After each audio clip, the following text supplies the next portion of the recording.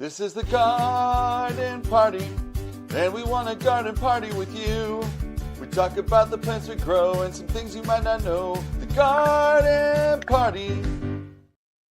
Welcome, garden party animals. It is another beautiful Wednesday here on the garden party. I am your Texas garden guy, Destin Noak, coming to you live from Houston, Texas, where we cannot figure out if it's hot, cold, or what is going on.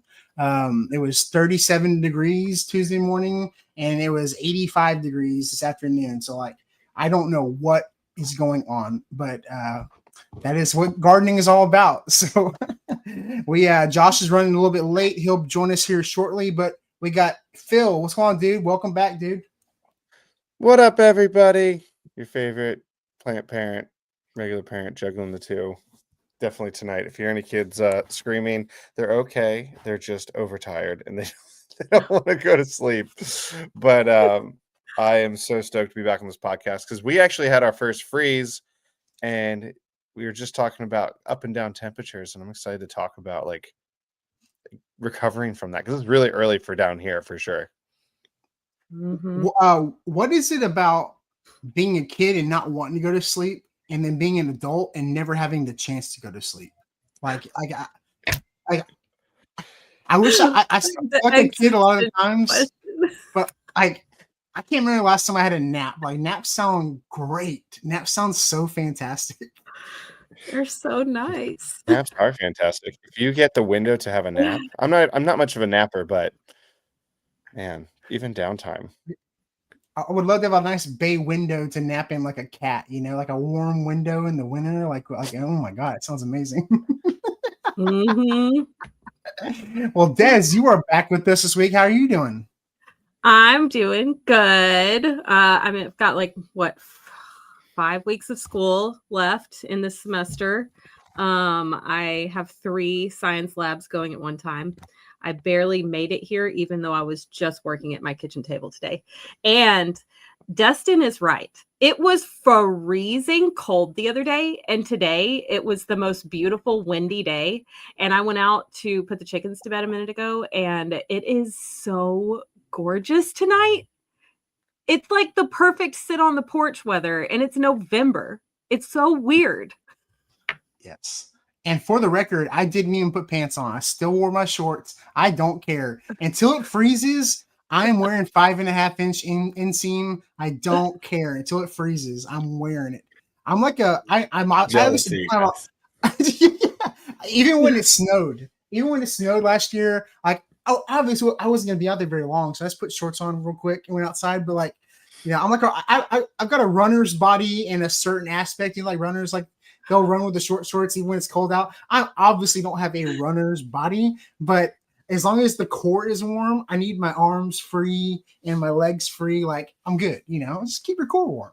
So, I know, but shorts and flip-flops in the winter. I'm like, yes, y'all are crazy. Yes, 100%. Well, and someone who's probably a lot colder than us right now is in the Catskills. We got our first time guest, Ryan Watson. How's it going, Ryan?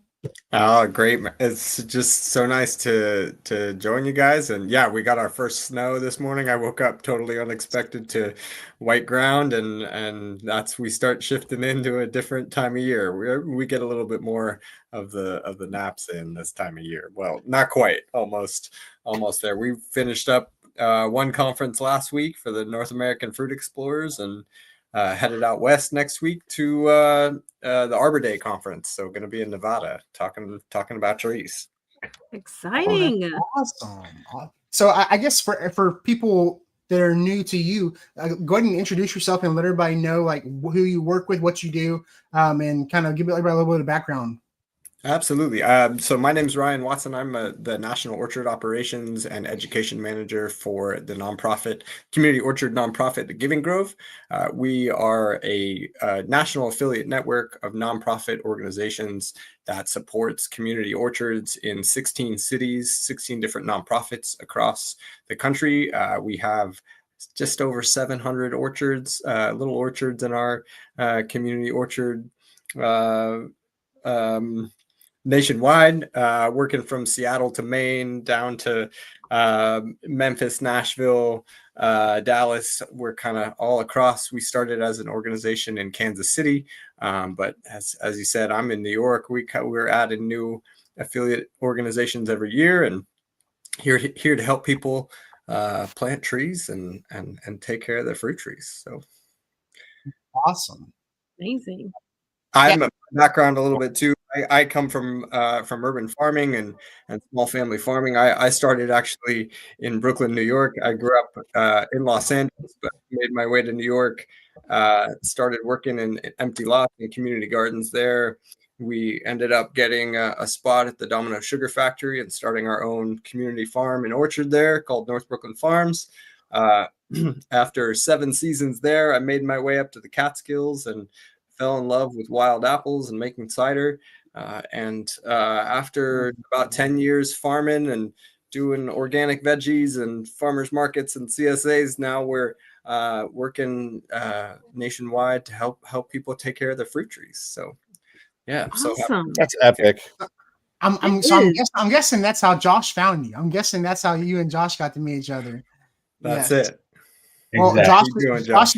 Josh is fashionably late. How's it going, Josh? Sorry, I'm a few minutes late. I'm great. I'm super excited to be here. And oh my goodness, what is flashing? What's going on here? I pushed a button. Sorry. To get a garden party version of that. That would be epic. But yeah, no, I'm super excited to talk about fruit trees and learn from Ryan. And this is going to be great. That's awesome. Yeah, I mean, most people. I mean, I would say for most people, like I'm here in Texas, and that's like the best time to plant trees is going fall into winter. You know, a lot of people get really excited early spring. The nurseries open, it's starting to warm up, and they think that's the best time to plant a tree. Which I mean, it's not the worst. I mean, the best time to have planted a fruit tree is 20 years ago, right? Like, isn't that the old saying? Is like, but I would say like for here in Houston, the way it gets so hot and dry and can kind of be crazy in the summer and the spring, the fall is the best time, you know. And I guess Ryan, I mean, like up there in New York, do y'all plant mostly in the spring, or do y'all do fall stuff too? So we do a little bit of mix of both. I mean, really, when we're working with bare root trees, I think kind of in New York, we get a good spring rain. You know, we have pretty consistent rainfall that happens from, you know, once it stops snowing and then it turns into rain. We get pretty consistent rainfall through the beginning of the summer. So that gives you a little bit more leeway when you're planting trees in the spring than, you know, when you're going in the south and you're going like out of the winter time into a drier time of season. I grew up in Southern California and learned that lesson the hard way about planting trees in February, March. Then we in that climate, you know, there's no rain from April until September, October. I think actually in Los Angeles, there's a atmospheric river hitting just now, and that's the first time that they've had rain pretty much all season. Crazy. So that if you're planting your trees into that stressful time, then they're gonna, you know, have a difficult time getting their roots settled and getting everything going. And those trees really love to get that really deep watering from the rain. So there's no substitute for it. So Ryan, what zone are you in? We are in, well, we used to be in a 5B when I first started the farm here, and it's now a 6A. Wow. But what's interesting too is we see working around the country, and there's, you know, Kansas City is also in a similar zone to us. They had a beautiful warm day like y'all did, and we had our first snow this morning. So like we're a little bit shorter on. We sort of have that same bottom low in the wintertime for the hardiness zone, but then, you know, they get a lot warmer degree days. They get like just a different climate, even though we're in a similar growing zone. Yeah. Zones are helpful, but they're not the end all be all, like the answer to everything, because there's so many things that, you know, there's so many factors, like, you know, your elevation, you're up like in the mountains, you know, so like that plays a factor in certain things as well. So absolutely. Yeah. Josh, I'm sure you've been planting some fruit trees already, right? Oh yeah, yeah. I just put in a bunch of figs, persimmons. I'm done with apples. I'm maxed out on apples, and apples are tough here in the southeast. Like I don't want to plant any more apples. They just have so many disease issues, and everything wants to eat apples except for humans. They're the last to get to them around here. Yeah. So It's so And they're the frustrating. ones that take so long. Mhm. Yes. Yeah. I mean, It's whenever kind y'all. of crazy. Oh, I was gonna say, like, growing up in the Northeast and like apple orchards everywhere, like New England. I lived in Boston for a while, and then like even upstate New York, where you are, Ryan, and there's like apples galore, right? And then when I got to the Southeast, like also the pest level is so dialed up down here in the Southeast. Like it's just like Mm. it's like if you see the movie Spinal Tap and they're like it goes to 11. Like if you have a pest level 10, down here it's 11 every time. And you're like, oh, like they just keep coming at my food.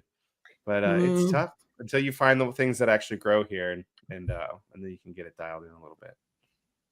Oh, for sure. Well, and especially for people, starting out, like I think it can get discouraging, but people need to know they're going to kill trees. They're going to kill fruit trees. They're going to kill plants. yeah. I mean, Mhm. I've killed so many trees, like so many plants. It's some things only live for a certain time. So I mean, you don't get discouraged by killing something because there's so many. You can do everything right, and it doesn't make it. It's just so many Mhm. factors. And a dead plant is just a lesson to be had, right?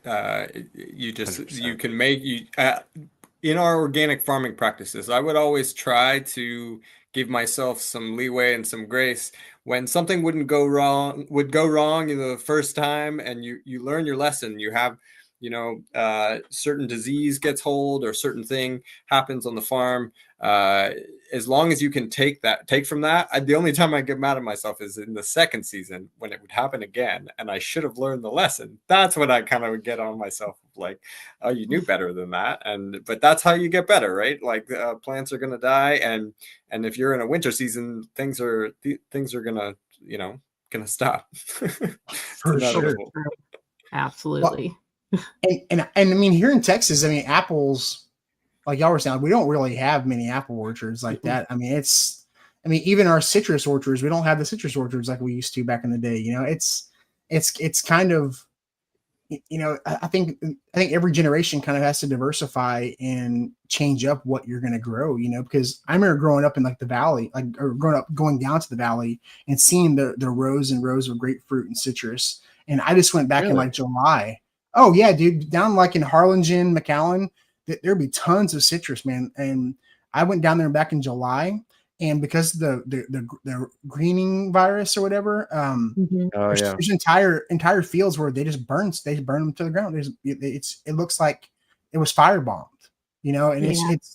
it's what happens with like monoculture, and new diseases get introduced that there's no cure for them. Like there's literally, once you have the greening virus, there's nothing you can do. Like it's toasted. They'd even talked about whenever people buy citrus from like the nursery, putting you like on a registration so that if there is something that pops up with like the serial number of like the graft, that they can come track down and test your stuff so it doesn't spread to something else.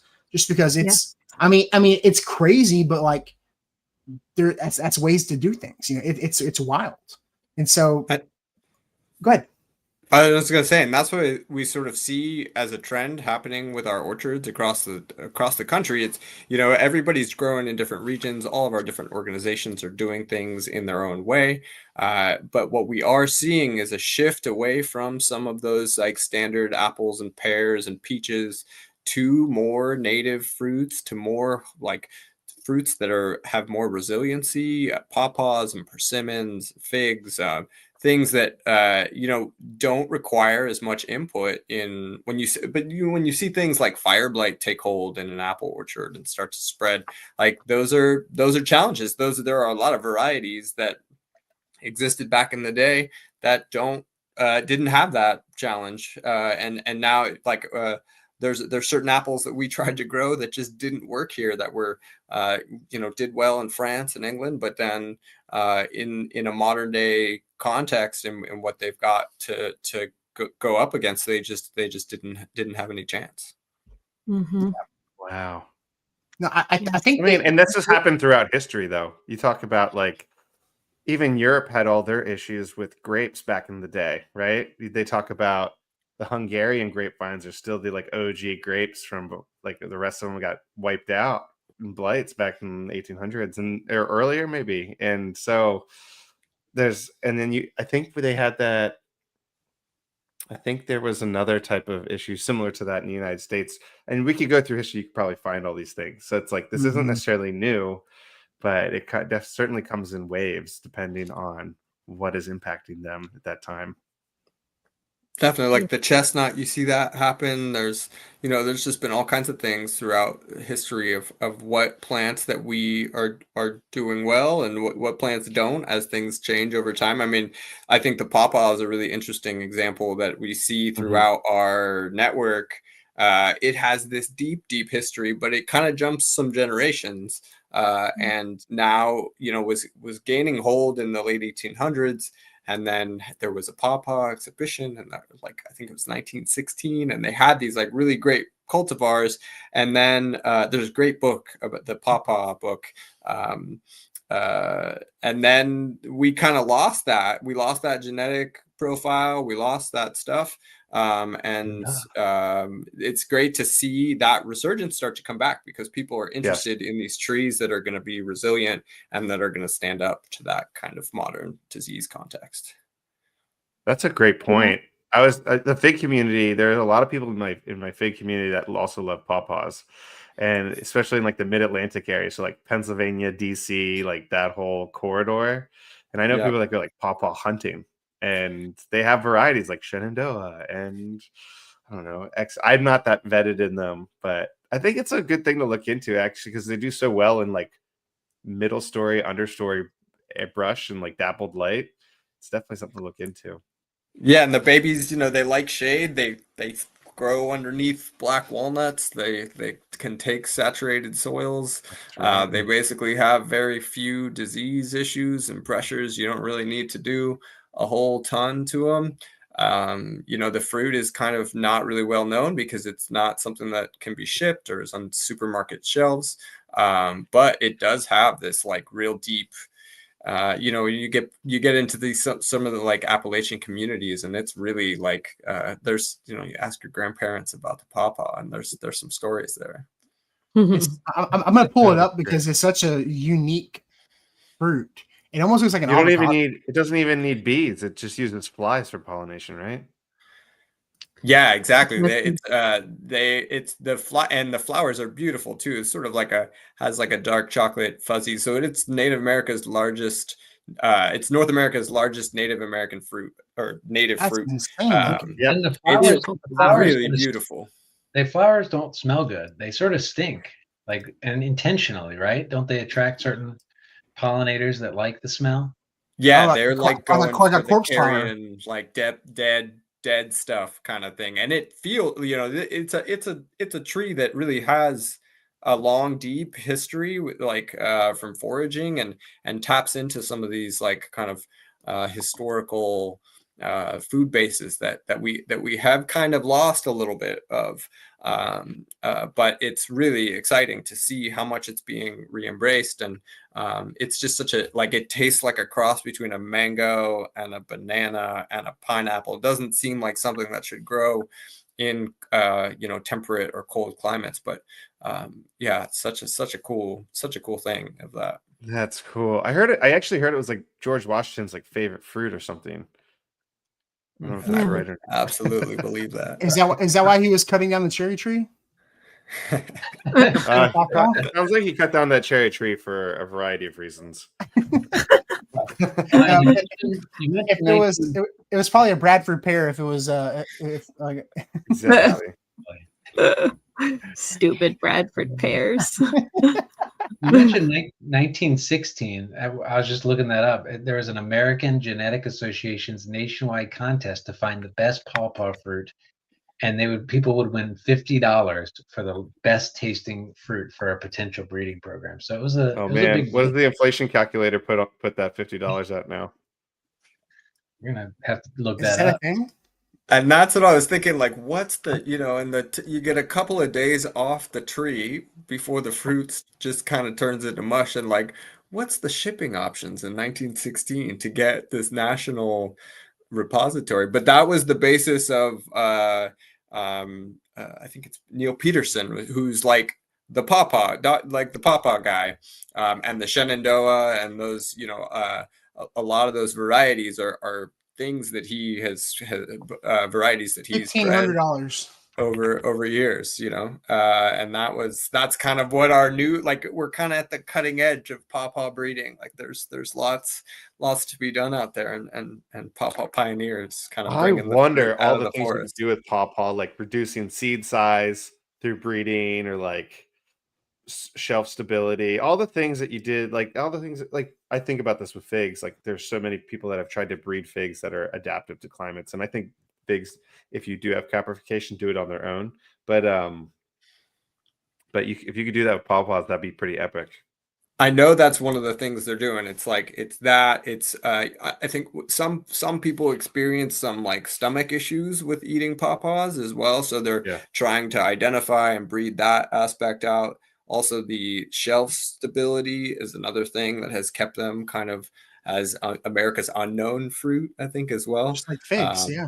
Yeah, it's just trying to like trying to cross that gap in breeding programs. I know the Savannah Institute, or someone from this, it's the pop. He was the guy that works for the Savannah Institute. It's got a pawpaw project I saw for the North American Fruit Explorers, and that's a group that I do some side work with, and they're fantastic as well. Have lots It's of cool. definitely a plant that I know loves to be in like the thicket or the woods, and I actually just consulted on some people in their backyard with growing fruit trees. They're like, my pawpaws didn't do well. I'm like, I know, because they're out in the sun and they're babies. And I was like, Right. Yeah, you're not But going it's to want to only hear when this. they get only when sunburned they're real young, easy. though. When they're young, Yeah, Yeah, the first few they years. get understories. better when they're Yeah. older and they're more established. Okay. It's not as much of a problem. Right. Mhm. Yeah, because But, they're in the shade when they get older. They don't fruit as heavily as they would, but they're a forest tree. They're used to that understory spot. Oh, that makes so much sense why they do well, like in a food forest, like in a a dense area. A lot of trees thrive in that understory as a young tree. It makes so much sense. I didn't realize. I thought they got bigger than this. They're usually 15 to 25 feet with a similar spread, so around 15 to 25 feet wide. They only live for about 40 years, which is kind of crazy though. They grow fast, but they only live about 40 years. And they tend like to grow in cluster. like thickets. Like Yeah. they send runners out that are hard to dig out, unfortunately, because so it makes them hard to propagate that way. But they'll, if you don't kind of tend to them, they'll tend to just to just spread. Well, and I've it's heard that- interesting. Go ahead. I've heard that they grow in clonal colonies like that, and that you won't get fruit that way. In other words, you'll need to have two different, genetically different ones to cross pollinate. So you might find a whole stand, but no fruit because of that way of suckering that it puts out. Yeah, that's right. Yes, exactly. That's interesting. It's interesting because of the pollinators it attracts, the flies and the beetles. Because I think like what the magnolia tree is like a really old tree that like the flowers weren't designed for like bees and butterflies. They were actually designed for like being pollinated by beetles and stuff. Like before that, it's like that. It's like an ancient tree, like a really old pollinator tree. Exactly. Yes. They actually I know some people. avocado. Oh, sorry. Oh, really? Go for it, Ryan. No, they say I know some people hang chicken skins underneath the trees, or like will hand pollinate them when they come out. But Yeah, to attract the look at flies. the possums. Look at the possums coming too. Oh my goodness. No, that's awesome. I didn't know about the runners though. That is something to make a good note of, because I know some stuff will throw out the runners, like, and it's it can be a little wild. But if you have the space, I mean, it seems like, I think a lot of people are doing a lot of stuff in containers now. So pawpaw wouldn't be like something you'd want to do in a container. It seemed like it would probably go through the bottom of the pot. And I mean, they send a real deep taproot, and that is their kind of main, their main. I mean, I don't know. I haven't seen too many folks do them in a pot, but I don't necessarily think that there's any thing that would necessarily stop you. I mean, maybe just that taproot really will want to kind of spread out there, but Yeah. Same thing with like pecans. Like, pecans have a really long taproot. So like even at the Yes. nurseries, when you buy them, they have them in big, tall pots because they have that Hmm. long taproot. So you could technically, but they'd probably and honestly, almost every single pecan tree I've ever picked up in an orchard was growing through the bottom of the pot too. So like Yeah, they're crazy roots. So the um suckers swear. yeah, so up in New York, up in that area, y'all do like a lot of native stuff like pawpaws. What else? Like what are y'all's other favorite stuff to grow? so I ended up here after I was a vegetable farmer, and then when I moved up to the Catskills, I became obsessed with apples. Apples have naturalized to the forest system around here. So at the turn of and there's a deep history of apples in this area. There were 14,000 named varieties of apples in the Catskills in the late 1800s. What? That's And this is Amazing. before fire blight. This is before we had any of those Yeah. kind of modern disease challenges. And so the first year that I moved up here, the apple trees that were just like scattered through the forest everywhere were just loaded with fruit. It was 2015. It was like the biggest fruit harvest, biggest apple harvest in a generation. I remember old timers, they told me it was in the 18 I think it was 1898 or 1899 that the Catskills shipped apples to every state in the union except for California. That was one of those years, and it was just a special thing. We have all these apples that are each seedlings unto themselves, individual species that are different expressions of all different types of what an apple can be, not just the dessert apples that we see, but small ones that are tannic and super acidic and rip your teeth off when you bite into them. And then What? it's a cider maker's dream, right? That was just kind of Yeah. so it fell into making cider and grafting apple trees. And but yeah, we have ever since have just started adding more and more, learning as we go. But yeah, pop fell into the pawpaw wormhole last. I visited our affiliate out in Pittsburgh. They gave me the first fruits that I tried. I saved some seeds. Make sure you keep them moist; they can't dry out. Cold stratify them over the winter.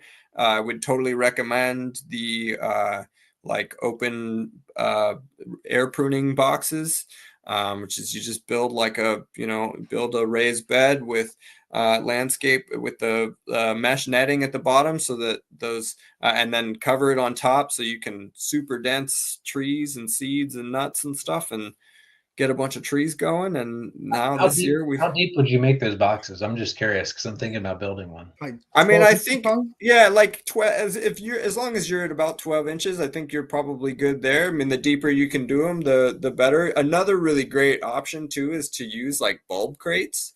That's a Mm, really great way yeah. because you get that same air pruning effect. And especially if you kind of dense them together is a good thing, because you just want to be cognizant of like uh, just losing water to evaporation. So if you keep them, I guess kind of dependent, but I think where you guys are, and especially like if you're doing pawpaws, you do them in the shade. So that's a great way to kind of get them started. And yeah, I mean, I think it's really great to see how people are interested in a wide diversity of different types of fruits. And mine started with an obsession with apples, and then working with different folks around the country. Went down to North Carolina, and the Chickasaw plum down there is like a really a great expression of that. The American persimmon as well. And Hmm.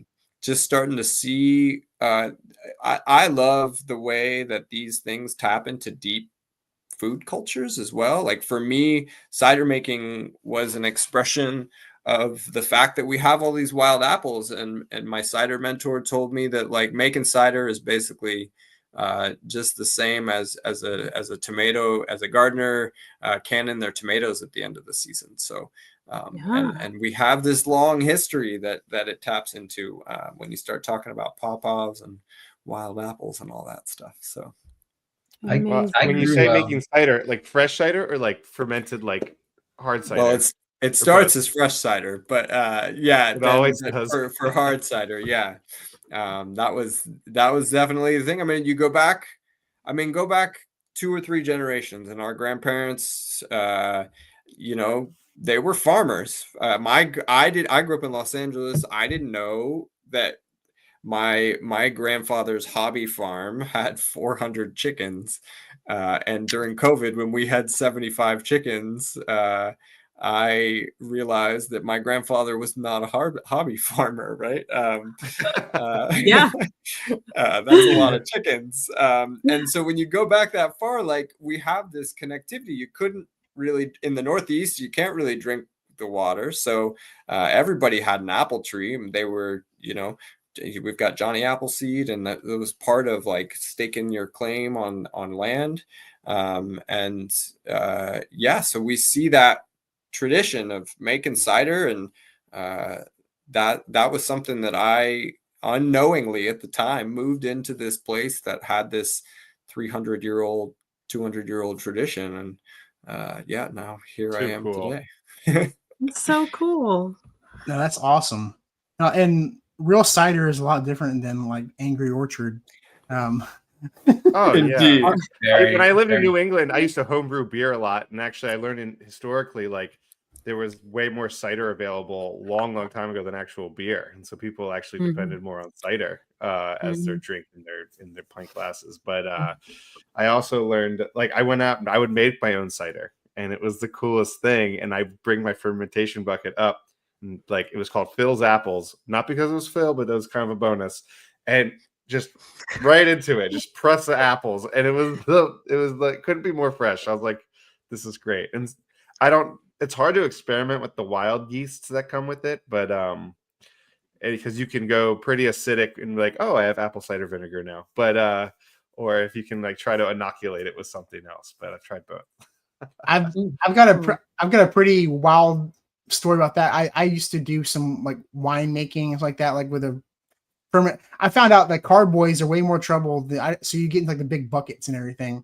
But like when I had a carboy, I didn't realize how much pressure builds up inside of there sometimes. And I was using you have to have your airlock. Well, I didn't have the right. It got clogged because I filled up my carboy too much, and so it pushed the pulp from the juice up into the airlock to the little S, and it clogged it. And the tank didn't blow up, but it, like, you know, you see those Mentos. Like, oh man, yes, and it was like I think we made prune wine because my wife's grandpa was Czech, and he used to make a lot of that growing up, and so it was dark purple all over the carpet in the apartment, all over the ceiling, in the apartment. And so in the apartment, this is back before me and my wife were married, and so like. Yeah, anytime after that, I was required to do it in the bathtub and take it out every time I showered or not do it at all. So, yeah, read the directions when it says don't fill up any higher than this line. Yeah, the 3/4. I've done it with buckets. I've done it with airlocks. You got to get a blow off tube. And it probably wasn't pulp. It was probably yeast that clogged it because you just had a vigorous brew going. Yeah, yeast are happy. I was using champagne. Yeah, champagne yeast will do that. That'll do it. When COVID hit, that was I had a lot of fruit that year, 2020, and I was like, you know what? I'm gonna have this extra time. I'm gonna make this wine, and I made 8 gallons of wine, 4 different types, and the elderberry wine sucked. I'll be honest. Oh no! I couldn't. Well, it had this like green film, and I found out that like a lot of people struggle with this issue with making elderberry wine, and so that got dumped. But the plum wine, the muscadine wine, and surprisingly, the lemon wine all turned out really well. So I did like lemon and raisin and lemon and banana, and they were both really good. You're making hooch. You're making like prison hooch, dude. I mean, we were all stuck inside for a while. So yeah, what am I gonna do with this free time? Yeah, well, I've still got everything up in my attic, but I've got all those figs, and I was like, figs would probably make a really good wine since they have such a high sugar content. I just haven't bit the bullet and do it. Like I think that would be a good idea though. Phil, if you got extra figs, man, well, you eat most of yours before you even get inside the house. I got like 20 pounds in my freezer right now. Oh my goodness. I had a bowl of figs, and like I had friends and neighbors come over, and one guy picked up a tree, and the kids were all out, and I just picked like the best figs I have. Like they were the best ones, Black Madeiras and Fuga Predators, Cold de Doms, like all of them. And I put them in a bowl. I'm like, you know what? Who's going to enjoy this the most? Me watching all these kids have the best figs of their life, like, and me knowing how good these figs are. Every last fig was gone. The bowl was gone. And then, so yeah, you're absolutely right. It's hard to make it in the door, but I'm just like, my kids are getting to grow up with this stuff, which, you know, I grew up with the stories and I got some gardening in, but seeing that come full circle, like Ryan, you talk about your history, like we oftentimes talk about the history we hear from like my great grandfather's garden in the backyard. And like I have an Italian side and I have a German side that goes way back, central Pennsylvanians. Both sides still garden, lots of big, robust gardening and agriculture in the background. It's just a survival skill that we had established 100 years ago. And that's how my fig story actually started for myself too. Is I was actually in the Pacific Palisades, now no longer after the fires this year, visiting my wife's childhood home, and her father had they were no longer there and they were about to tear it down, but her father had planted a fig tree, and so we took some cuttings of the tree. I had never planted figs before. Her same thing. Father was grandparents from Italy, from Sicily, and then I started this. You know, it took some cuttings, and now these trees are 7 feet tall and growing out in the greenhouse. And now I'm on the figaholics and getting the, you get the cuttings. Oh, you wait for Harvey's cutting sale? Yeah, I mean, I just kind of watch. There's a couple that I'll get. I haven't gone too deep in it, but everywhere I go, I'll take a cutting of a fig. I got some from trees in Pennsylvania, North Carolina, and things that it's just like a beautiful way to commemorate people and the places and the people. Oh, absolutely. Like you're absolutely like, that's what I love about figs is like the provenance. Like every fig has a story. And so like every fig was brought to the United States with the intention of being like, this needs to come with me. And as an expression of what's their favorite fruit. And so I love you more. Man, Ryan, I got some figs for you, dude. Oh, fantastic. I love that. Hit the jackpot, Ryan. As soon as you said fig, Phil's on it. Boom. That's good. I'll trade you some apple cinnamon wood. So there we go. Oh my gosh, dude. Let's do it. I need 800 to 900 chill hours. That's what I'm looking for. Okay, cool. Yeah, that's good. Yeah, we're for it. Yeah, I mean, God. And there's really like, something to be said about that it's you can try to force to grow things in certain areas, but like here in Texas, I mean, we get anywhere between 300 to 500 chill hours in my area. Like there's like not a whole lot of apples. There's a couple of like mutant genetic A&M like apples that will produce, but like in all reality, I mean, like we're probably not going to get many apples. Yeah. I mean, I understand that. I grew up in Southern California. That was where like I never heard of these apples before. I never knew that there was like apple culture. There's like Fuji and Granny Smith and Anna, and there was like 6 apples that you could grow. And then you realize like, oh, whoa, actually every apple seed can be a new variety. It's a cross between apples have what is called extreme heterozygosity. Right. So just like if you were to have kids, they're not exact clones of you, they're crosses between the 2 parent types. So apples, they're zygotes. Yeah, exactly, right? Apples are like that. They are going to be cross of their parents. So every apple has every apple seed has a new genetic expression. And so in the right environment with the right chill hours, the apples are immensely adaptable. And there's apple culture. There's some really great Southern heirloom apples that do well and that kind of variety. I mean, now that I've seen projects that are growing apples in Central Africa, even just because they're finding it's King David. And in the NAFEX conference a couple years back, there was a great heirloom southern apples that do well in like that southern environment. And yeah, you really got to just find the thing that does well in the place that you're growing it, because otherwise you're just going to have a lot of trouble. Have you heard of a Harrison apple? That's one that I got for a cider apple, but I haven't gotten any apples off. Yeah. Harrison's a good one, definitely. One day. And that's definitely something for people to know, because I get a lot of people saying, "Oh yeah, I had a great lemon and I started growing it from seed," or I had a great avocado and I started growing the pit. And I always tell people, I was like, that is fantastic, that is cool. But I'm here to tell you, you're lucky. I mean, if you get a good fruit out of it, then then maybe you got something. But most you have to wait a long time to figure it out. So yeah, it may end up being something that doesn't taste anything like what you had before. I mean, there's so many factors that play into that. Yeah, I mean, I say that, but we're still trying it. I'm crossbreeding. We just planted our first generation of cross seeds that we had from apples from our first generation of trees. Then we're crossing them that we planted about 7 years ago. We got the fruit last year from the cross, overwintered the seeds, grew the seeds out this year, and put our first tree in this fall. A red fleshed apple that I'm super excited to see. But it's I'm like thinking like 7 years and then another 7 years to get the fruit going. It's like, and we can shorten it a little bit by grafting it onto like an existing tree to see what that fruit is a little bit earlier.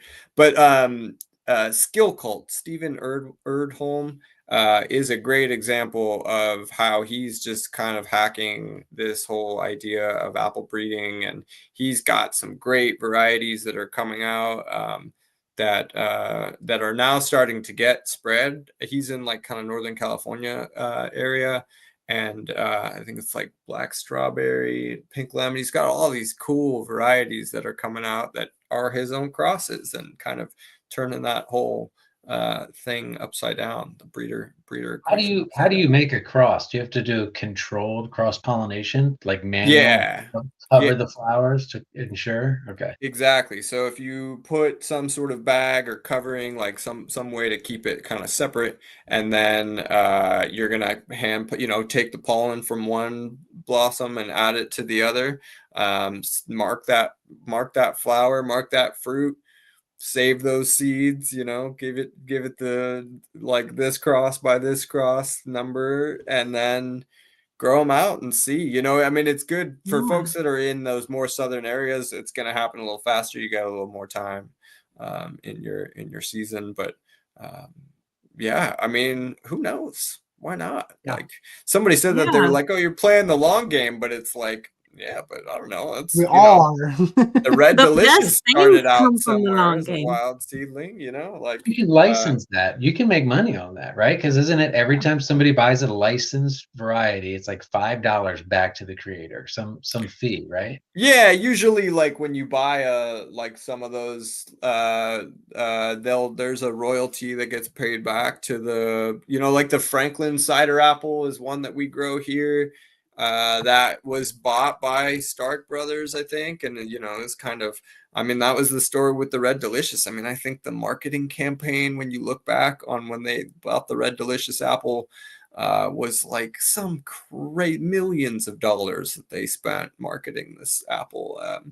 I mean, who knows? You might find something cool. I mean, that's the thing with the pawpaws is like, they're Peterson pawpaws. The like main varieties are going back to this one guy, and that's what's cool that like Skill Cult is doing. Stephen Erdholm, they're open source. He's trying to push things forward and trying to make things a little bit better. I mean, you still got to make a living. That's the challenge of everything, but but doing cool things. Oh, that's awesome. That's really cool. No, I'm always looking for newer fruit trees, like what's the next big thing? Like here in the Houston area, everybody was losing their citrus. And so I've been pushing like pomegranates, like Pomegranates they don't care about the cold. They're pretty drought tolerant. If you can grow a crepe myrtle, you can grow a pomegranate. Like they grow almost exactly the same way. Like they grow the same way, like they want to throw up runners and all kinds of stuff. Like they even look the same, kind of like their leaf. Like if you can grow a crepe myrtle, you can grow a pomegranate, and they love the cold. And so I've been pushing the pomegranates like crazy. Not only that, they're easy to propagate. They're so easy to propagate. It's insane. So then they love the cold. They don't care. And so I think you need your own variety of pomegranate. That really, you need your own cross. There you I'm go. still struggling to get some pomegranates. So like it's the first couple of years, but like as far as like the blooms and they put on the fruit, it's just finding out when the right time to pick the fruit is, because I've been too early. Usually I have to wait for one of them to split, and then I know the rest of them are probably ready. But I'm also I've heard that when they pop, area. when one of them splits, they're okay. And then what was I reading on that too? And also when you see the defined lines where you can actually like cut them open in that star shape, that's a good time to harvest them too. I love pomegranate season. They'll get really heavy too and start drooping kind of low, kind of like how a fig like kind of droops. They'll start they pick up a lot of juice inside of them when they get really ripe, and they'll start even hanging a little bit lower. But like, I'm still learning a lot about pomegranates. I'm still learning a lot. Like mine had some kind of like black fungal growth on them. I still ate them because they were on the inside, or it was only on the outside. But I think it was just from just a weird moisture consistency. It was really, really, really, really wet, then really, really dry, then it was weird. So I think there's some kind of fungal issue, I think. But it didn't affect the inside. I ate the inside and it was good. So I mean, it just looked kind of weird on the outside.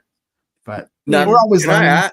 Can I ask, because you guys are in a more southern kind of climate, do you have to do any like beneficial sprays or any, are there any things like that you guys are focusing on to, I think for a bunch of us in the Northeast, especially you're growing apples or whatever, it's not really an option, or you're going to see some stuff happen if you don't do anything. Right. Yeah. I mean, Figs, so we do copper fungicide for fig rust. Fig rust is a big issue for us here in the Southeast. Yeah. And so managing that and the thing is you have to like do it preemptively, because once you see it, it's too late. And then it's not going to kill the fig tree, but and you can use, what is that? Soluble sulfur as well, but that can burn the leaves too if it gets too hot. Where copper fungicide has a wider range of temperature tolerance without affecting the trees. So those are something you always have to count on. I think figs have some other pests. If I can find out a squirrel spray and I can spray it and the squirrels leave it alone, that would be the best. It's called a pellet gun. Yeah. Just pack them up, mail them to my house. No. No, here are these squirrel carcasses. I'm just kidding. But that's something that we really recommend for people to do if you're having trouble, and even if you're not really. I mean, this is the whole point of these sprays that we do. They come from Michael Phillips, who is just kind of like the organic apple guru.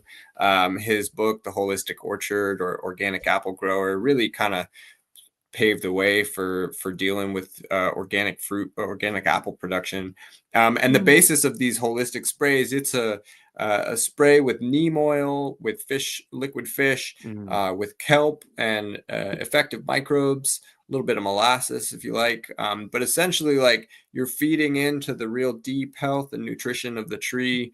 4 times in the spring, as the apple blossoms start to open up, or as your peaches start to open up, and the neem oil kind of takes care of insects, and also providing omega-3, the fish emulsion. You're giving all those things that the trees need up front so that they're at their most resilient to be able to take care of that stuff when it does end up starting to get a hold of the trees. So I would definitely, we've got some great resources on the website, workshop on holistic spray that's recorded on givinggrove.org/workshops, that I would totally, that's the guy. He's the man. And there's just so much interesting stuff there about the underlying ways in which fruit trees are getting their nutrients, and it can be a little dense to get through, but I would highly recommend taking a look at his books. I'll put a link in the comment section for that. Perfect. Not the Olympic And then what were you swimmer. saying was on your website, Ryan, about the spray that you were talking about? Yeah.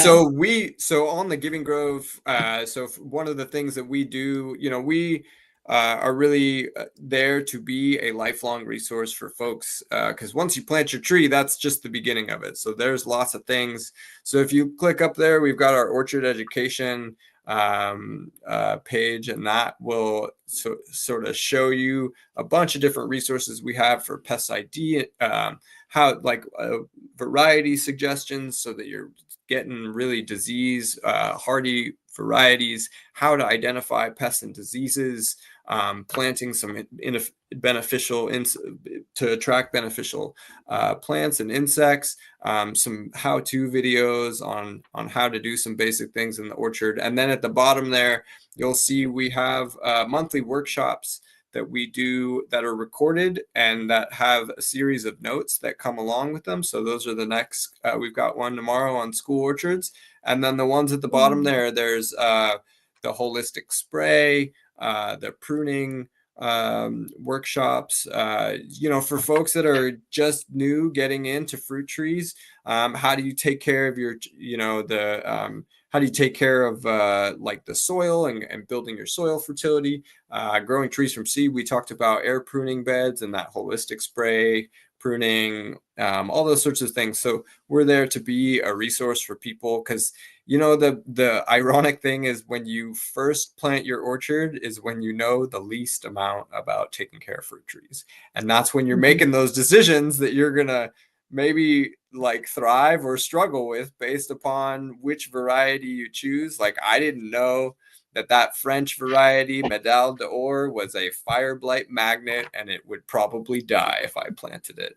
Now I know that, and I have the wisdom of people who have come before me to at least tell me, hey, that's not your fault. That's just the way it is. And so that's like with orchard growing, that's what we try and do, is to learn from our mistakes and to help make those decisions, so that you'll have an easier run of it as you go along. Because if you start in a tough place, it's gonna be an uphill battle for sure.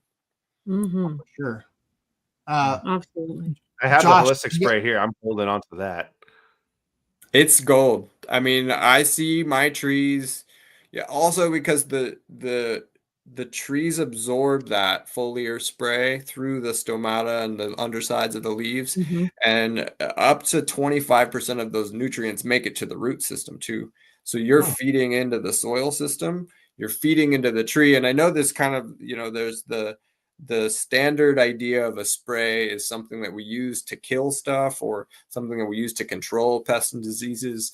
The neem oil works a little bit in that way. It does have a functionality that's toxic to insects, but it also is feeding into the underlying needs of the tree. It's going to give you the minerals and the nutrients. That's going to make your fruit healthier too. It's going to add those into the fruit.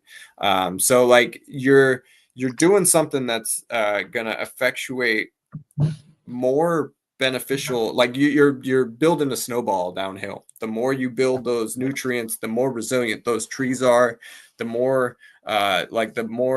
resilient they are when those pests and diseases eventually show up in the summertime. So we're big fans of the holistic orchard sprays. And obviously the best thing to do, like neem oil. Some people are pro. I love neem oil. I use it all the time. But just make sure you read the directions. Make sure you read the directions, and stuff that anything can be harmful if used improperly. So if you do your research, you apply it at the right time, stuff can be used safely and effectively without doing harmful damage to, like, say pollinators. Like, I do it really late in the evening, and I have not had an effect on like honeybees or bumblebees or late. I have not seen a drop in that. So like, as long as you're not spraying them directly, it has time to dry, you're usually good. So That's exactly, and that's definitely like a thing that we think about, and we, the other thing you want to be concerned about or like cautious of is just the potential for that neem oil to cause some burning on the leaves, particularly with pear trees. That can be a little bit with European pear trees. That can be a little more of an issue. So spraying early in the morning, or as you said, like later in the afternoon.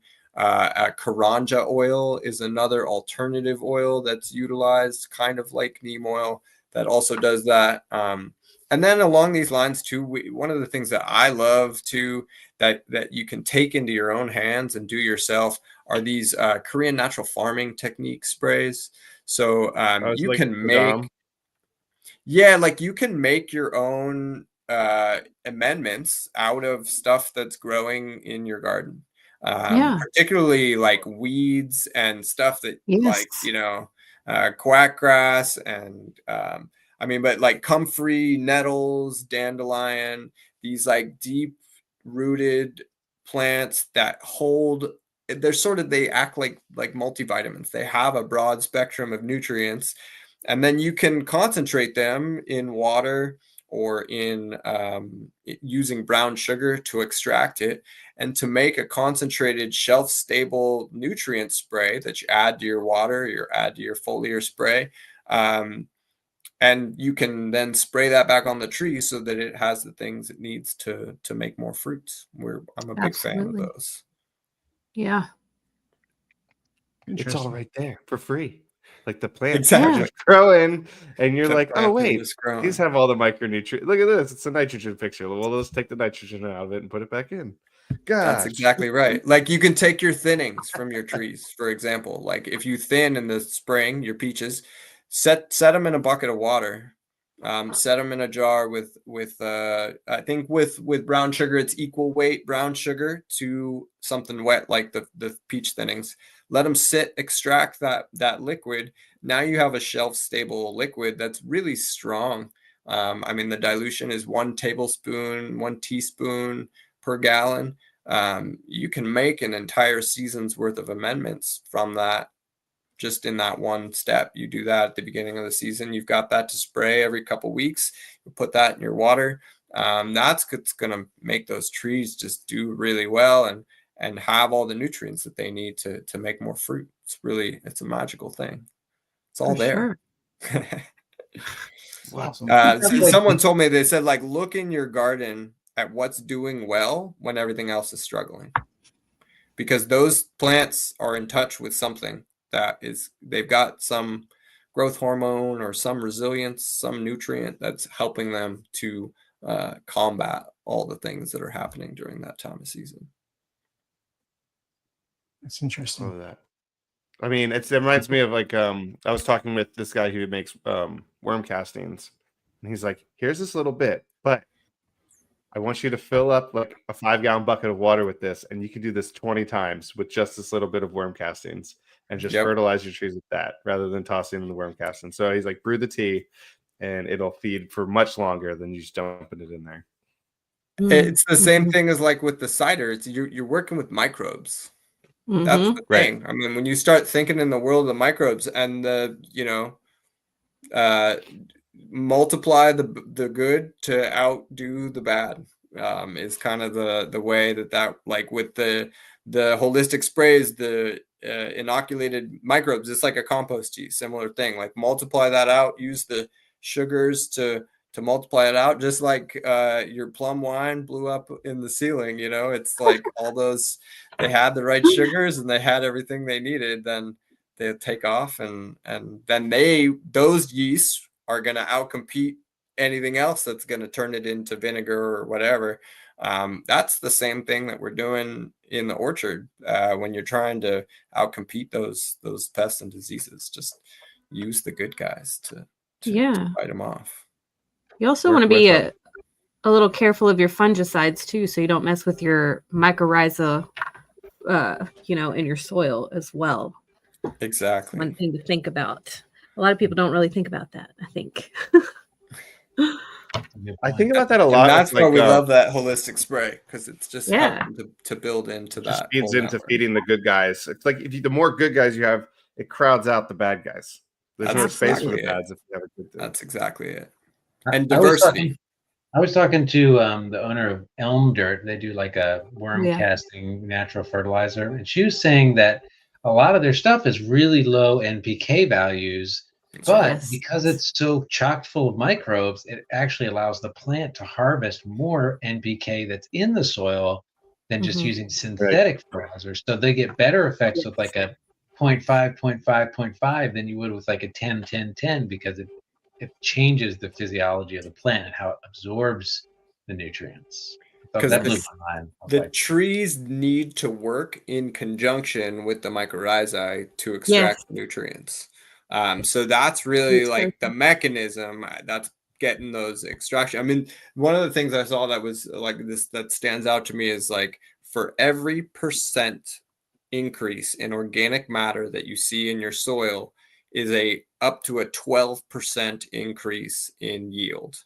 So if you're at a 1% organic matter and you can, you can have too much organic matter. That's a whole other issue. You can have problems that come from that. But if you go from a 1% to a 4%, say, that means that you could have potentially a 36% increase in your yield from adding organic matter. We're not talking about adding any kind of nutrients or things like that. We're talking about adding, mulch and wood chips and cover crops and compost. That's like gonna feed into the system so that you don't have to do that work. It takes time to develop. That's kind of the thing. Like soil fertility and building the diversity of microbes and stuff takes time, but man, when it starts to come out, then that's definitely a great thing to see.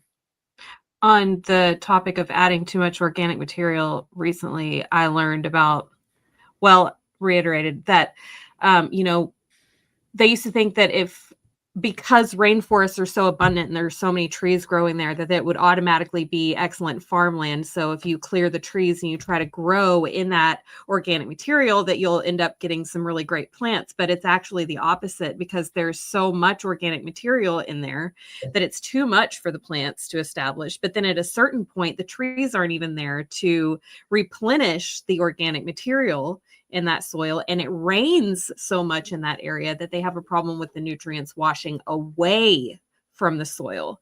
And so it's just really interesting when you think about the relationship of mycorrhizae or organic material and their relationship with the root systems below the soil that help to increase the root surface of trees, that helps them uptake nutrients. And so I find the entire topic of mycorrhizal fungi and the way it works to help us grow better plants or more healthy plants and get more fruit yield so interesting. Anyway. Yeah, Michael Phillips's the book that he wrote following the organic orchard, the holistic orchard, was Mycorrhizal Planet, and he gave his 2022 or 23 keynote speech for the North American Fruit Explorers. That changed the way that I thought about growing plants, but also kind of just the world in general, because it was like so powerful of a shift in the way that we think about providing what the trees need. I mean, we grow our trees in meadows essentially, but they do best in fungally dominant soils that like shade and organic matter, and building called ramial wood chips, so small diameter branches, have the highest amounts of lignin, which is like a protein that the mycorrhizae feed on. So that's what you want to provide to feed the mycorrhizae, which are expanding your nutrient access. They're expanding your ability, like resilience, and that's the best way that you can really like make the trees get the most out of the soil, is to feed into that mycorrhizae. So like that fungal duff forest edge ecology is kind of what we're looking for. So like cover cropping, adding diverse sources of mulch, and understory management with a diversity of trees. I mean, there's apples come out of the forest in Kazakhstan, right? Like they want to be in conjunction with other trees and other plants. To put them in a monoculture doesn't completely makes sense to the way their biology is made up. So like Exactly. go with the way those, with the way those systems have been set up that are way more complex. But I would totally recommend for folks to check that out. It's really eye-opening in terms of thinking about the way that the systems are there already. Yeah. They're Yeah, doing it. It's true. I mean, it's in all aspects too. Like I'm a big surfer here in North Carolina on the coast, Yeah. and if you follow George Greeno, his best fins that are really popular in today's surfboards are based off of the fins of tunas, and you're like, oh, it's all Wow, right cool. there. So, because it's just functional as how you want to pivot and cut water and Biomimicry. maintaining drive. Right, exactly. And so when you mention that, like be observant of what's growing well. And that's, I think as gardeners, we love to observe anyway. We love to see that new leaf pop up on the tree. We love to see the fruit develop. We love to see it thriving. And so if we can just take that one derivative, is what you're saying, and look at the surrounding pieces that are where things are thriving. I mean, you see it as gardeners. Like I've thrown things over into my thicket. It's like my compost pile. That's not my compost pile. And I look, and all of a sudden, it's alive again and thriving. I was like, so I just had to ignore it and put it in the woods. Is that what I had to do? Yeah, So exactly. That's kind of sometimes, I think as farmers and gardeners, like observation is the strongest skill set. And sometimes I see the things that you neglect, that you forget about, that are growing with a bunch of weeds. Those are the ones that are doing the deer not touching them. They don't have any bugs on them. They're looking really good. Mhm. Sometimes we just get in the way, I think, I threw so all I my look at it, I'm like, onions. don't Exactly touch it. right. Just let it do its thing. I threw Yeah. all these onions that I pulled from my bed. So it's like I'm not waiting for these to get big, and I just threw a bunch around my fruit trees, and they just were laying on top, nothing. Then all of a sudden they're like, "All right, I'm gonna start growing," and then the roots planted down, and now I've got like all these onions that I threw away that I thought would rot, started growing and flowered and seeded, and I'm like, "Are you serious?" Beautiful. Congrats, Josh. The Love best That it. is stuff how you're always supposed to grows grow your out of the onions. compost pile. Exactly. Yeah. I mean, I want to get to Josh's trivia because he's got some trivia questions for us. But I just wanted to say real quick. I mean, I don't know much about the Korean natural farming techniques. I'm gonna have to do some research, and I might be a little bit biased because I work for a fertilizer company. But I'm always a little bit skeptical when I hear like new techniques. Well, not necessarily new techniques because like people, when I make fun of electroculture, people say it's not a new technique. It's been used for thousands of years. And so I'm sure this has all kinds of stuff. But one of the first things you when you Google Korean natural farming is just something about the lack of like anecdotal evidence in university studies, peer-to-peer studies. That is one of the first things that pops up. I would believe that. Yeah, I mean, so I'll have to do some more research into it. Everything sounds good, and I love when people, even with the electroculture stuff, like, even if it's not working and it makes them feel better doing it, do it, as long as it's working for you.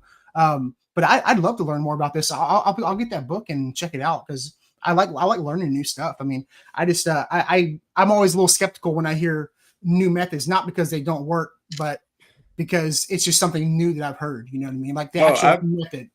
It sounds like a crazy thing because I know that even it's like this funny thing where like I'll have left a bucket of tomatoes in the greenhouse and then they get rainwater in them, and then that's like now I tell my wife like, oh no, I'm just making fertilizer out of the tomatoes. Right. But no, you see, I mean, you start to see fermenting. like one of the preparations is a lactic acid bacteria culture, which is the strongest microbe. One of it's present kind of all over the place. All you got to do is take rice water, rinse that rice water. You make some yeast that it starts to make a starter culture, and you add that milk to it, and then it functions sort of like a hydrogen peroxide for fungicide usage. It helps to kind of crowd out, like as Phil was saying, crowd out the bad guys with the good guys. Interesting. It's really cool, and I like how passionate you are about it. I'm definitely going to look into this some more. It sounds really interesting for sure. Yeah, and it works in conjunction with fertilizers. You know, these things are like we're working to build that stuff, you know, build into the soil and however we can support those trees. Absolutely. Mhm. Awesome. Absolutely. Mr. Josh, you got some trivia for us, brother? Yeah, this isn't about Korean natural farming. We're gonna be talking about fruit. You're good, man. I guess I have to Is say it about stuff like that. persimmons, Josh? Yes. if Yeah. I'm gonna ferment something, it's gonna turn into something you can drink, not to feed the tree. Let's just all right. Maybe It's gonna both. be, right? Maybe both. Or both. Or Or both. maybe both. Never know. Or both. There you go. All right, so Ryan, we do a trivia on every episode, and what it is, it's just a fun way to first let the audience comment first before we answer. Even though every once in a while we just jump in because we get so excited, but we try to comment. I let them comment, see if they get it right, and then a lot of these, if you have experience on, we'd love to hear your thoughts on the answers of some of these. So the theme tonight is name that rare fruit. Okay, Fun. so this is All right. can you name that fruit? So let's see how good everybody is. And these are not tropical fruits. Okay, so don't go down the tropical, and these are not they're temperate zone fruits. Okay. All right, so the first one is this unusual fruit began to be grown in ancient times and was prized in medieval Europe, even though it's harvested after frost and left to soften before anyone would dare eat it. It's a small russet-colored fruit. I actually saw this for the first time growing in North Carolina that hangs on the tree long after the leaves fall, and growers often describe it as tasting best only after it's allowed to bleat or over-ripen into a custard-like texture. It's brown. It's about this big. It's got a funny little thing on the end. What's it called? Oh, I think I know. I'm imagining in my head. It's from European, like medieval Europe. My first. Man, Bleed it. tough. If you bleed it, that's the key. If you haven't heard the term bleat, Bleat. Isn't that what sheep do? it is, but it's the process of ripening this particular fruit until it becomes soft and edible. Okay. Oh, Jay got it.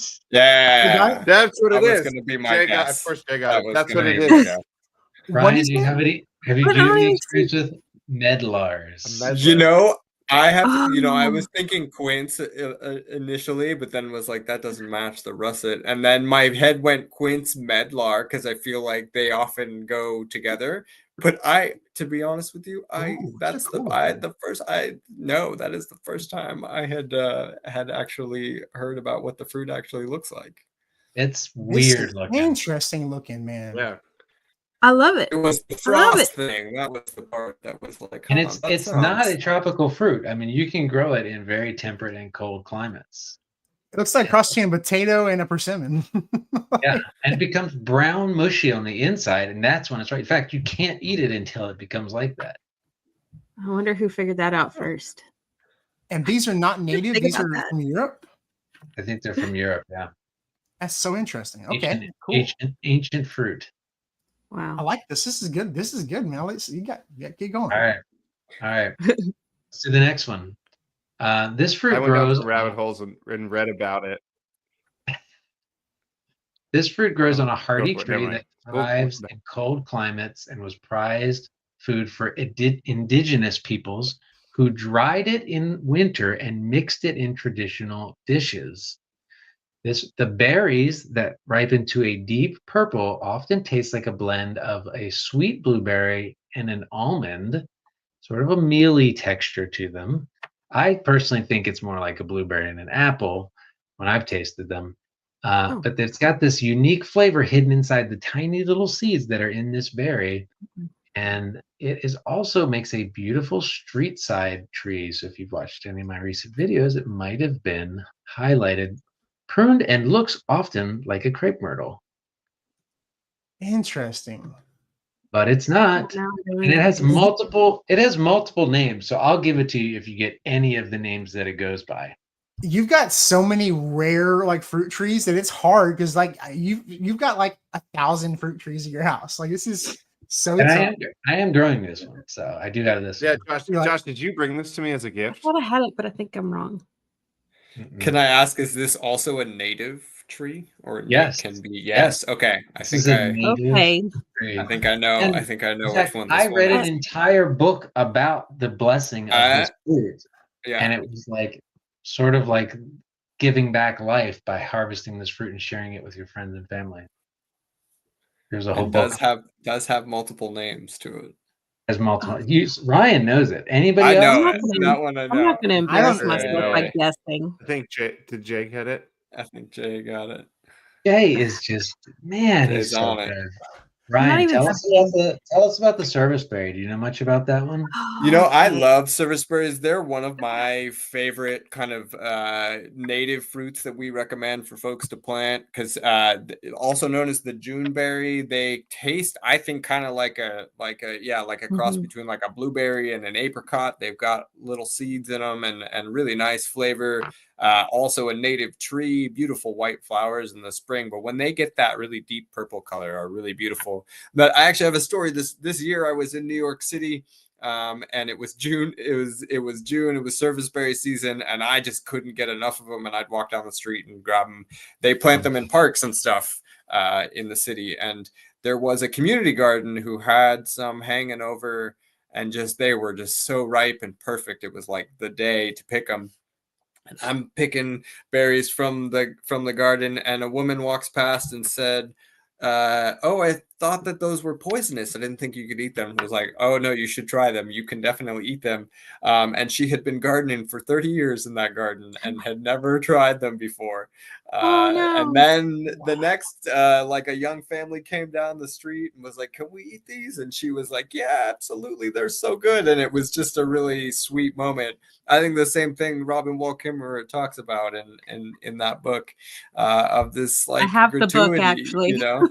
It's like it's the service, it's like the giving economy. You get that reciprocity, and it is a great example of that. So yeah, I highly recommend folks to try them. And there's all kinds of great cultivars that have all kinds of It says traits to them. that they'll grow from zone 3 to zone 9.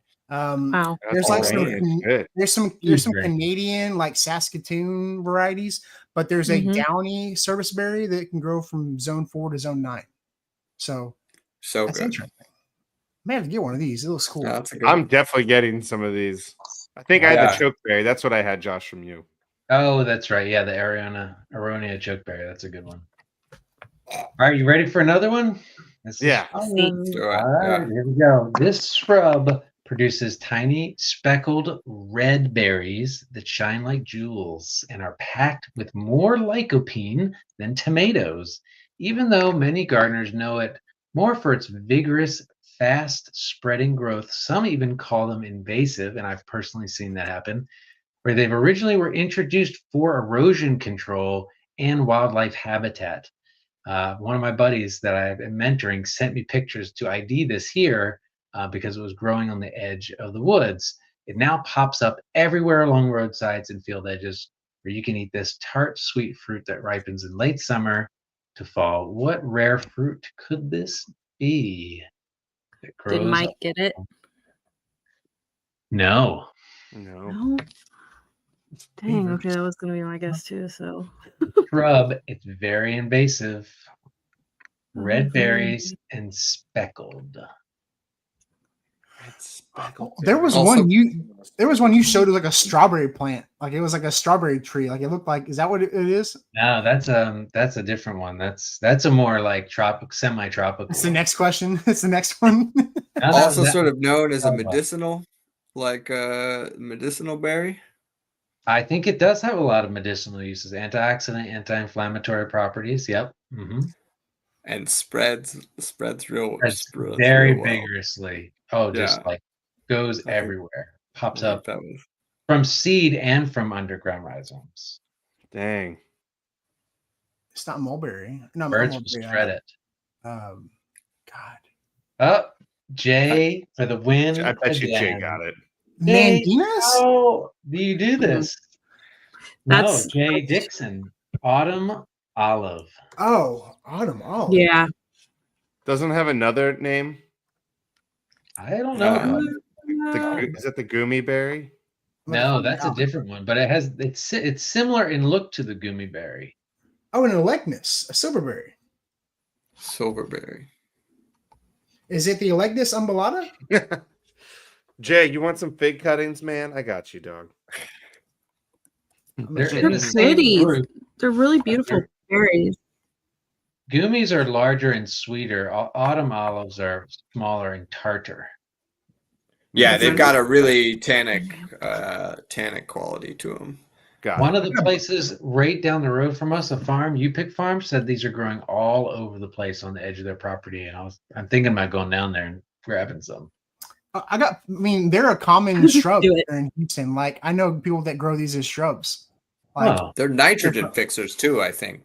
Not to really? advocate for the beneficial sides of some can be they grow around here and they can be somewhat invasive, but down near y'all, I think they'll take over. Really? That's interesting. Yeah, I've always heard them called the silverberry around here, but it could also be a different variety as well. I knew they made a berry that you could eat, but that's interesting. I have to go by Jorge's this week, so I'll go see if he's got any. I'll take some pictures on that one there. To the same one. Interesting. awesome. Well, good. Okay. So it looks like You got Jay some good Dixon questions. he keeps coming at him there. All right. He's just Ready for the he's next one? typing what you say into Google, and he's got the captions on there. He's literally copying and pasting what you're saying and putting it right into Google, probably.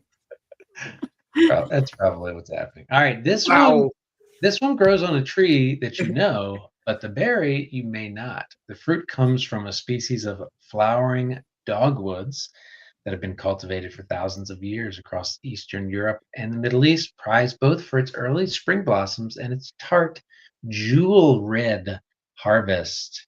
Yes, this is an edible dogwood berry, but what is it called? Its oblong berries are often simmered into syrups, preserves, and even liqueurs, thanks to a flavor that deepens as the fruit softens. You don't want to eat these too hard. I've never eaten one, but I have seen a few of these trees for sale. I really want to grow one. Does anybody know what the name of this edible fruiting dogwood might be called? Dogwood, I don't know. I have no idea. These are good ones. Yeah, I wish I'm I gaining knew. an education tonight.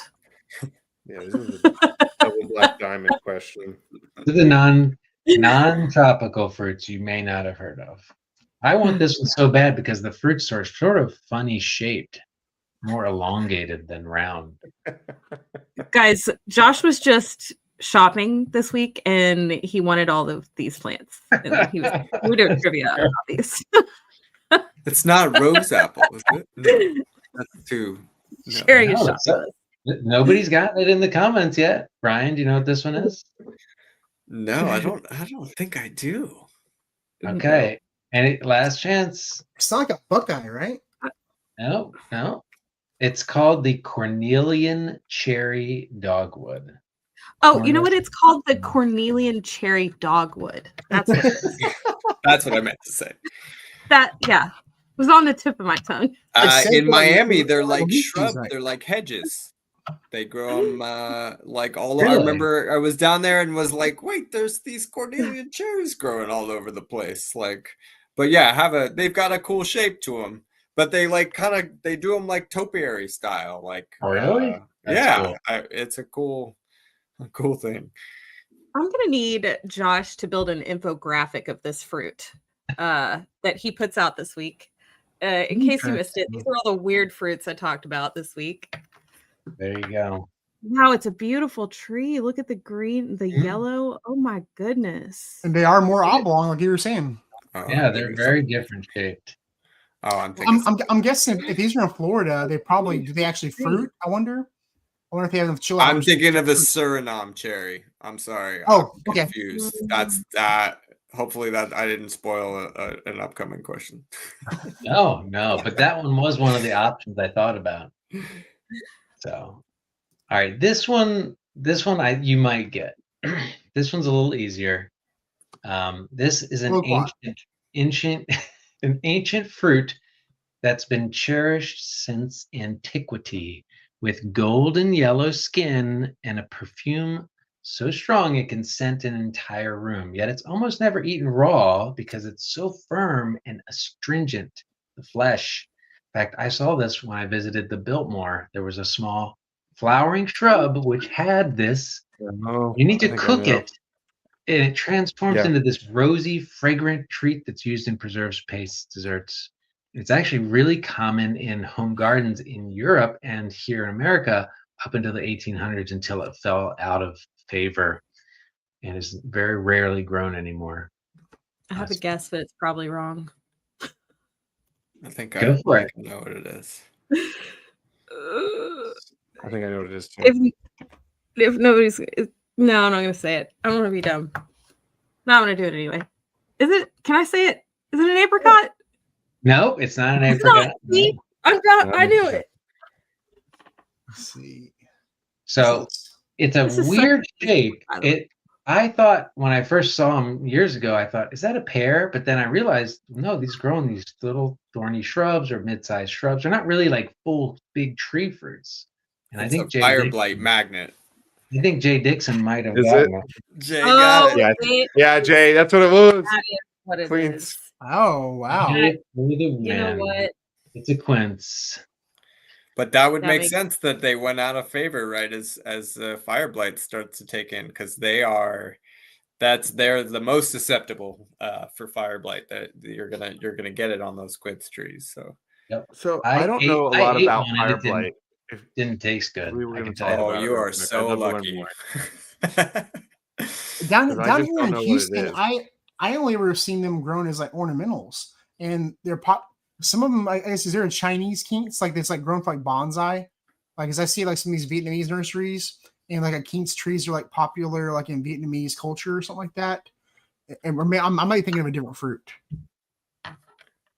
Yeah, no, I mean, I know I see them mostly making jams and kind of like like a paste. There's like a quince paste that's common, but the fire blight is a bacterial disease, and it spreads particularly it spreads in wet weather, and particularly when you get storms that are opening up breakage in the trees and openings in the trees. It can spread through like the vascular system of the tree. So particularly in the spring when blossoms are opening, that's why we target that holistic spray to hit at those like kind of sequential points as the trees are opening up, because each blossom is a potential like infection point for the fire blight. And it'll spread through an orchard, it'll kill a whole tree, it'll kill a whole orchard really.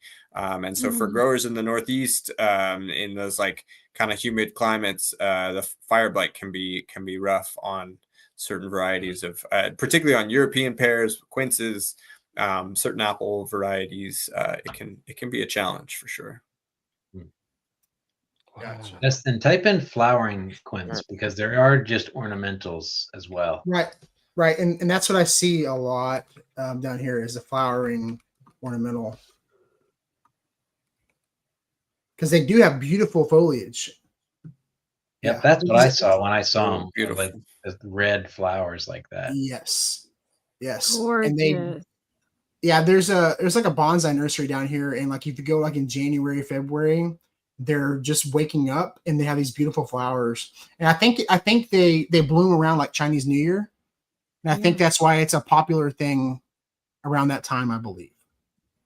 Gorgeous. They're pretty. They're really pretty. It's like a tree on fire, bush on fire. Like beautiful.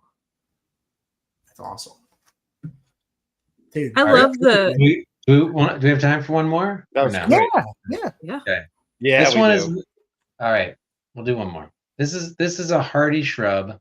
I actually have two of these, and they're fruiting, and they make these little red fruits, and they're very hardy, and they're extremely prolific in their flowering of this pink or white blossom in early spring, like one of the first to flower, long before most other fruiting plants even wake up. It's got these bright little red berries that ripen quickly in early summer, so it also fruits really early. But they're sweet tart. You might only want to use them for pies, but they're incredibly cold tolerant. It's one of the most cold hardies of this type of fruit. I don't want to say the name, but it's a favorite among birds and homesteaders because it's so easy to grow. It keeps small in a bush size, and it's prolific in its harvest. So what could this rare fruit be? It's a more rare form of a more popular sweet fruit you might know. I think I know. You're getting me with this stuff tonight. This is good trivia tonight. It is. It's always good trivia, but I tonight have a solid guess, but I have a little guess. I'm gonna wait for these. All right. I see some stuff filtering in. These are not correct. These are not correct in the. Yeah, the no. text. So if anybody wants to throw out a guess, Phil, Des. Is it? It's not. Is it a goji? It's not a goji, but that's a really good guess. Lingonberry. Acai. No. Acai. No, they say it. The lingonberry. A lot of times you'll see these types of bush fruits sold on TikTok shops.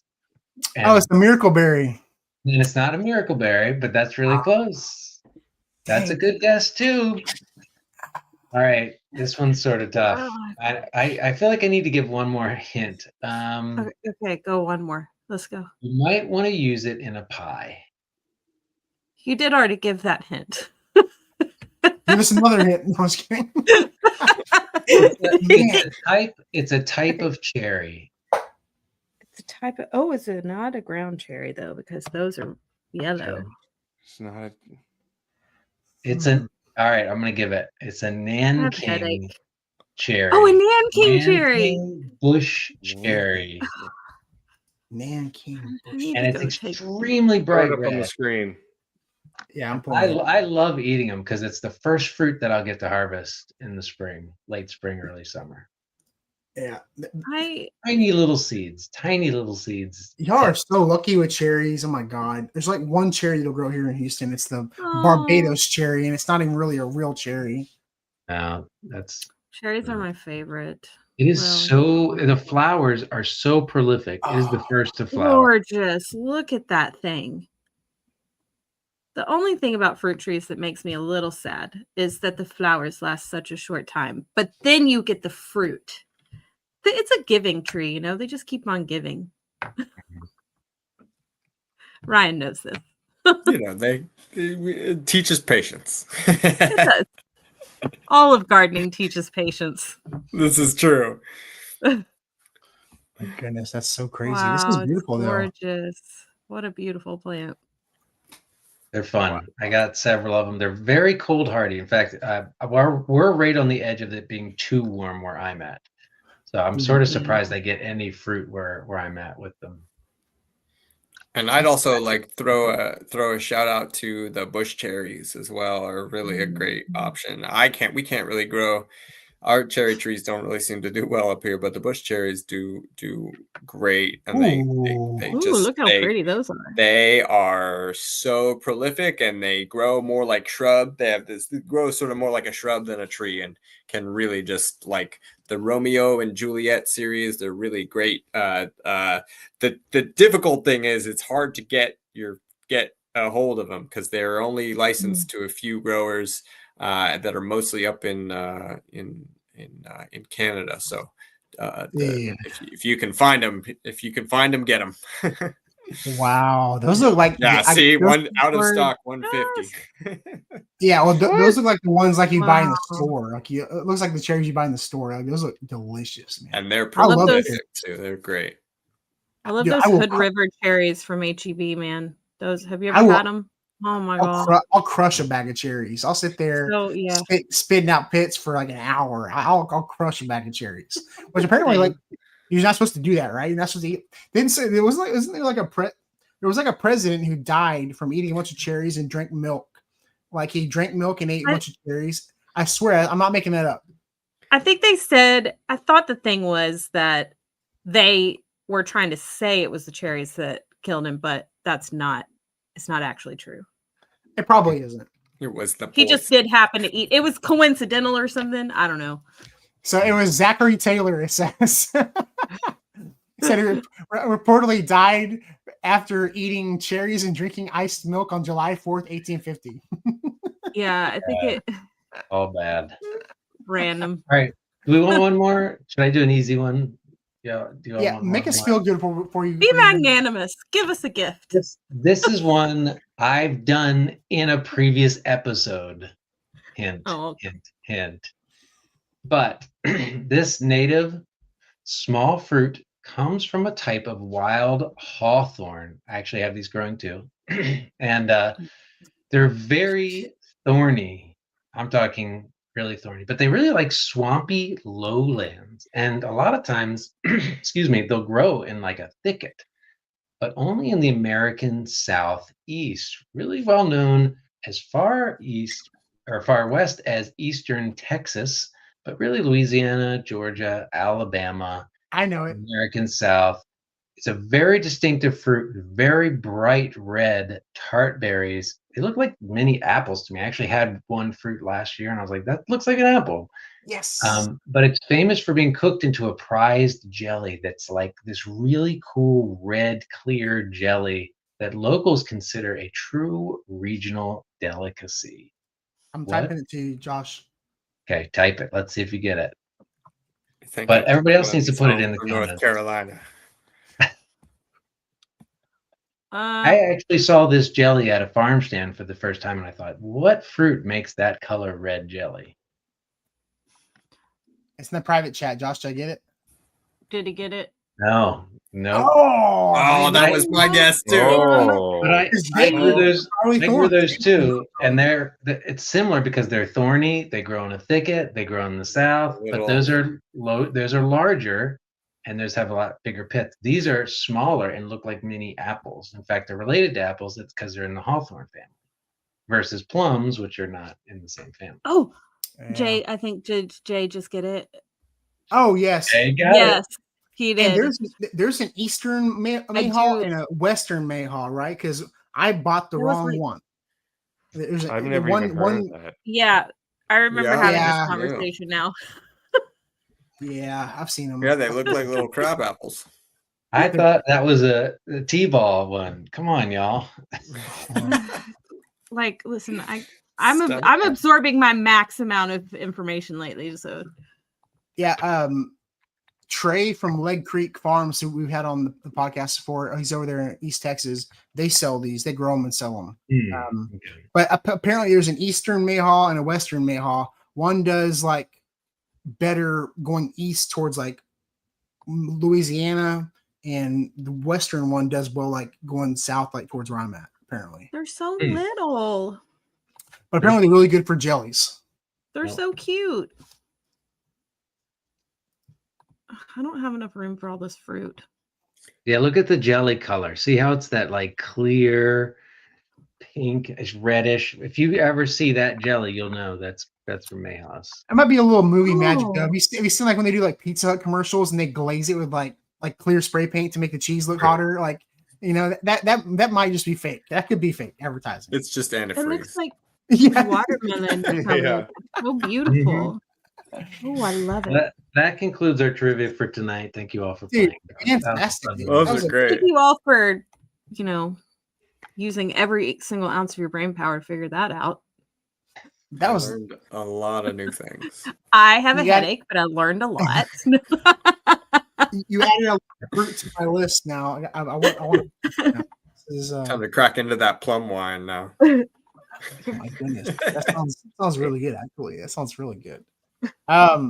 Well, guys, thank y'all so much for being here tonight. I want to real quick, Josh, let everybody know where they can find you. What you got coming up, dude? yeah, you can find me as Plant Techie or Uncle Josh Gardens on all of the 4 social platforms. And yeah, I'm just making content every day. It's getting cold, so all the citrus trees are coming in the garage. So I'll be doing videos on keeping your citrus alive through it. And I just got a new kumquat, a 4th kumquat variety that I'm trying out. So I'm super excited about. Gotta Wow. catch 'em all. Literally. Talking about diversity. I over don't have here. that one yet, so I had to get that. So. Hey, and guys, don't trust the weather. Don't trust the weather app because like they may say it's going to be 35, but it'll hit 32. It's don't ever if it's going to get anywhere close to freezing or cold temperatures where don't trust it. Don't trust it because there's always a room for error on those apps. So definitely check your plants. Awesome, dude. Well, we'll look forward to seeing that content. Miss Des, let everybody know where they can find you, what you got coming up. You can find me. I have no idea. I literally have got 5 weeks left in this semester. I know I already said this. 5 weeks left in this semester. I am putting max effort down in everything that I'm doing right now. I just want to say that not to, I am killing it at school, but I moved all my stuff into the greenhouse. I did not film me doing that. But everything looks great. I do still have things flowering in my garden. The Greg's Mist flower around here is going absolutely nuts. I saw a butterfly the other day, even though it was cold. Go figure. So we'll just see what happens here pretty soon. And I hope that in my little break, I can come back to the internet and be a little bit more active. And I'm actually just going to share with everyone what my experience has been like going back to college after 20 years. It's been a whirlwind. And I'm also going to tell you guys what I'm taking next semester because Vikram is my advisor this semester, and he gave me a whole list of classes to take. And they're going to be a lot of plant classes. I think I'm taking a fruit and nut class, a plant biology class next semester, and one other, I think maybe turf grass or something. I don't know. It's going to be great. I'm excited. No, that's awesome. And you can find me cutting up and drawing pictures. That's what I love that. I love that insect drawing you did. That was epic. The funniest thing about these insect drawings is that now on the various platforms, people are like, please draw another one. So I think I'm going to do a cicada next, this emerald ash borer. For this project, I had to do one beneficial and one harmful insect. And then I had to talk about their scientific classification, their order, their family. I just describe them in detail and write a paper about it. And I loved it because I love bugs. We all know I love bugs. So it was fun. Absolutely. Yeah. You would have been so happy in Corpus when I was there last week ago. Like it was so awesome. I saw butterflies I've never seen before. Like going to like I went to like a butterfly garden and was in an enclosure and they were just flying on me and I was like, oh my god, I feel like Snow White, like when all the birds like fly on it. Wait a minute though. The butterflies. Destin, we have to talk about the fact that you live in Houston, in the Houston area, and so you have the Cockrell Butterfly Center. Have you ever been? No, I don't go into Houston unless I have to. Like Houston is a nightmare. Would feel like a Disney prince in there. You go in on a timed entry. It's a massive atrium, and they have free flying butterflies everywhere. They have the giant morpho butterflies. They have common butterflies. They have swallowtails, and they also have like these windows where you can see them in various stages of hatching. It's one of the most magnificent displays of butterflies, and you're just walking around among them, but you're also going through all these plants. You would love it. And then they have these huge I'll do it next year. I'll do it this spring, I promise. Well, here's what, during spring break, you come this way and we'll go together. How about that? I'll go. Yeah, absolutely. I'll go anytime of the day or week. Whenever. I know you're busy. So during spring break, and Vikram did say, he's like, I don't know why they even like after Thanksgiving, you should just be done.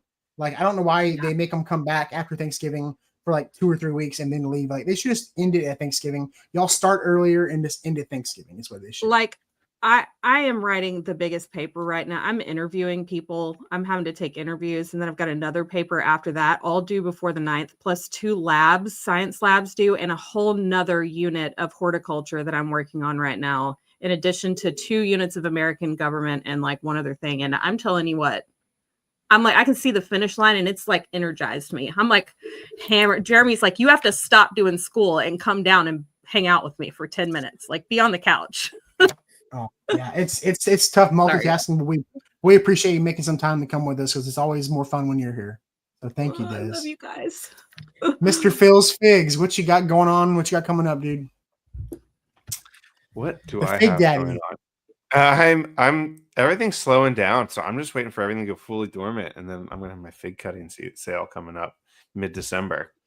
So if you guys are interested, I'm gonna send out an email this week being like, "Hey, this is happening, and this is what varieties I'm gonna have, and you guys get ready because it'll be like live December something. I haven't figured that out yet, but I got to write down an email. So sign up. That way, people don't have to keep asking me because then I can provide all the details, and you guys can write down your favorites and be like, "Here we go." Because sometimes it gets a little busy there on the website the first day. No, for sure. Well, I appreciate it, dude. Thank you very much for being here. Looking forward to all that fig propagating you're gonna be doing this winter, I'm sure. It's almost as much fun as eating figs as propagating, and that's because I'm a nerd and I like propagating. Oh yeah, Replant. I've already started. It's such a menial. I love the menial task of like propagating. It's so much fun to me. I love stuff like that. I also, have you seen his new greenhouse? It's completely full. It's epic. Miraculous. It's epic. I know. I knew the second that greenhouse went up, I'm like, that thing's gonna be full tomorrow. I have a plant sale this weekend, so hopefully I'm making some room. But I know yes. Ryan, the Giving Grove. I'm gonna share the page right here, and I'll put the link in the bio. What you got going on? You got some stuff coming up? Absolutely, yeah. Follow along at Giving Grove. Check out our educational resources. We've got a school orchards workshop actually happen tomorrow. Every month we've got a new topic that we're doing, so come check out those and the past recorded workshops that we've done. givinggrove.org/workshops. We've got all kinds of resources up there.